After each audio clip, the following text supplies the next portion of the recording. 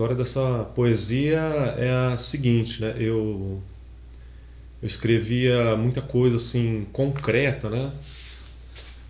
E um dia eu fui numa biblioteca e tinha um senhor de barba, barbudão assim, e tinha ouvido falar do Rambo, né?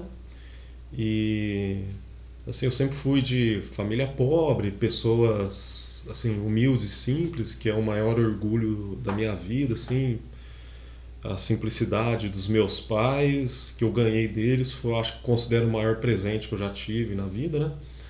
Mas então nunca tive uma cultura alta, mas aí depois de um tempo eu comecei a adquirir uma cultura e comecei a escrever muita coisa concreta, mas o pessoal não prestava muita atenção no que eu escrevia e muitas pessoas não davam valor e aí eu queria sofisticar. Aí eu ouvi falar do Rambo, fui na biblioteca, tinha um senhor de barba, barbudão, ele falou, Le Bateau Ivre, eu conheço o Le Bateau Ivre do Rambo. E eu peguei era o barco bêbado do Rambo, né, e li tudo. E foi, acho que, é uma das maiores poesias que eu já li.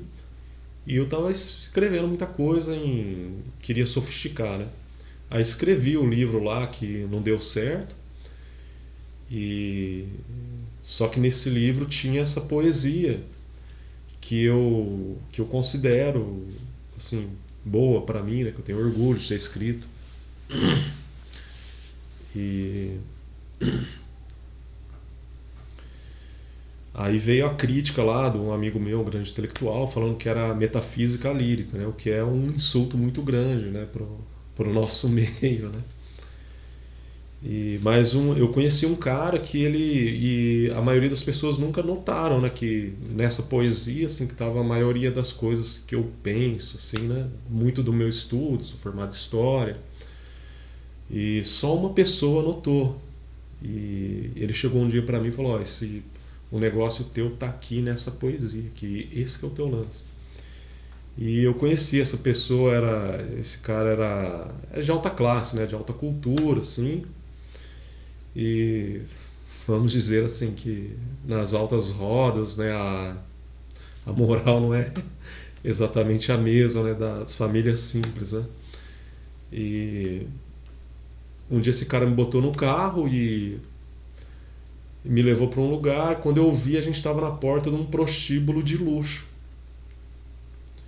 E eu entrei, cara, e eu me lembro direitinho que quando eu entrei lá, eu parece que eu tava saindo assim do desse universo social que a gente vive. Falei, meu, se acontece alguma coisa comigo aqui, eu tô morto aqui, né? Porque parece que você sai da sociedade, é um negócio bem escondido, assim, sabe?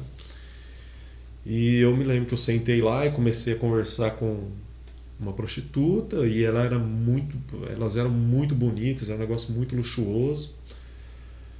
E que por um momento me deu isso, ela conversava bem, me deu uma esperança, assim, alguma coisa na minha cabeça, assim, né, que eu não concordava muito com aquele universo. Mas eu me lembro que logo ficou claro, assim, que era tudo dinheiro mesmo, que o capitalismo mesmo, ali era dinheiro mesmo. E foi uma coisa que me deixou bem triste, assim, bem triste. Aí eu tomei meu uísque, fui saindo, né? Mas no que eu tô saindo lá do. Encontrei outras três prostitutas que elas eram tipo assim, a categoria B.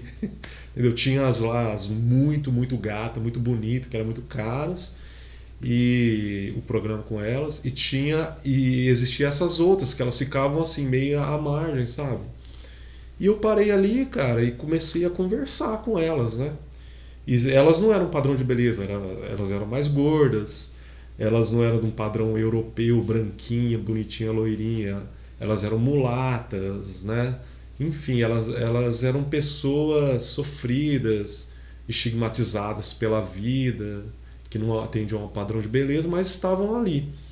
E eu comecei a conversar com elas e eu fiquei muito feliz pelo seguinte, porque elas eram pessoas, ao contrário das outras, eram pessoas que riam da vida, pessoas mais humildes, pessoas que tiravam sarro na cara de todo mundo, inclusive das outras lá. E eu me lembrei que meu pai era vendedor, né? E conversava com todo mundo. E eu me lembrei dessa coisa de conversar com as pessoas mais simples, mais humildes. E eu fiquei muito feliz de ter conversado com ela. Foi muito animado, cara. Eu, tipo assim, ressuscitei, né?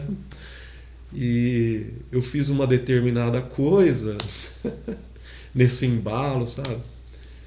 E vamos dizer assim que eu quase fiquei seminu lá, naquele embalo daquela conversa com elas. E essa história veio à tona depois entre os meus amigos, né? E eu nunca consegui explicar verdadeiramente, e eles consideraram um escândalo eu ter feito o que eu fiz lá na frente delas, mas eu nunca consegui explicar isso, que na verdade assim, eu fiquei feliz, cara, e até hoje eu lembro daquelas meninas lá, mais humildes, assim, tirando o sarro da vida, tirando o sarro das outras, com uma forma de crítica a tudo que é a luxúria, ao poder, sabe, ao capitalismo, ao só dinheiro, sabe, ao poder da beleza, aquela beleza vazia. Eu até hoje me alegra o espírito quando eu lembro daquela conversa com aquelas meninas assim. E eu tô contando isso, né, porque quem me levou lá nesse lugar foi esse cara, essa pessoa que me conheceu, e esse cara foi o único que chegou, leu essa poesia e falou: ó, o teu negócio está nessa poesia. E tem nessa poesia muito do que eu estudei de história, né? E eu gosto muito de um lance assim, ao invés de pensar para frente, pensar para trás, pensar assim, o que era antes da consciência, né? Porque a gente parece que a consciência social e também das cidades é tudo, mas eu gosto muito de pensar antes.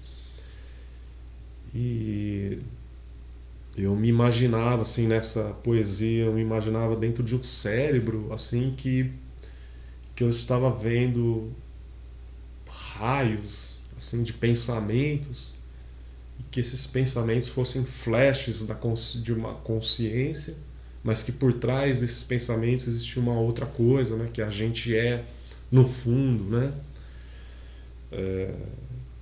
Uma inconsciência que a gente tem, que o universo tem, que a gente de alguma forma tem. Então eu me imaginava dentro de um cérebro e vendo assim nas paredes desse cérebro flashes com raios de consciência, mas que fosse um reflexo de outra coisa mais profunda. A noite da consciência.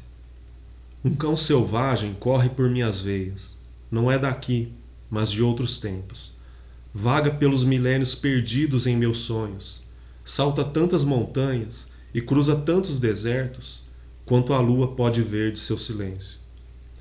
Nos uivos desse cão não há história nenhuma. Há somente a vastidão, o espaço e o universo que se conhece por si mesmo. Mudo na noite intensa, sem que a consciência tenha explodido a admirá-lo. O cão selvagem nunca descansa, e sente o suor frio em sua pele quente, e luta ferozmente pelo prazer de correr o mundo inteiro selvagem, se é desafiado a sobreviver, se é ameaçado por outros ferozes animais. Não há sonho que ele já não tenha vivido, não há um parto da natureza que se esconda dele.